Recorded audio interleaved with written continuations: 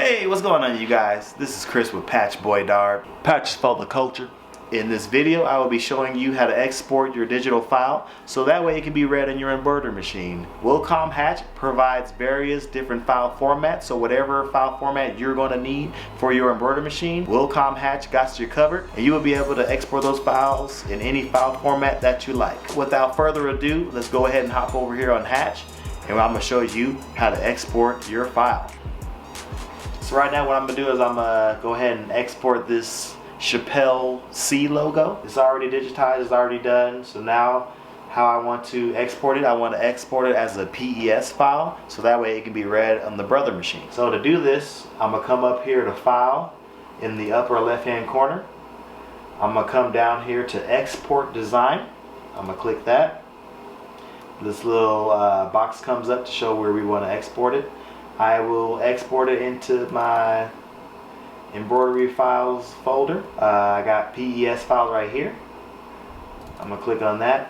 You guys are not gonna have these files organized the way that I do, so however you plan on organizing, that's up to you, but this is just showing you how to export that file. So I want to export it right here into my PES files. I already got the file name. Now right here where it says save as type, we're going to click this and it pulls up this large menu of different options.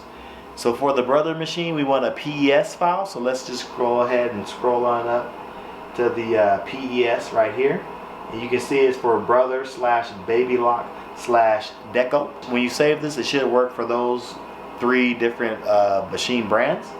So I'm going to go ahead and click PES. I already got a bunch of files in here, so let's go down here to save.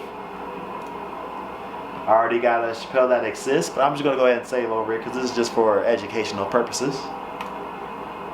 And now it's saved. So now this file is exported into that folder. The next thing to do would be to plug in a USB stick. And what you'll do is you'll go to that file that you just created, whatever folder you put it in. You're going to right click on that file. You're going to hit copy.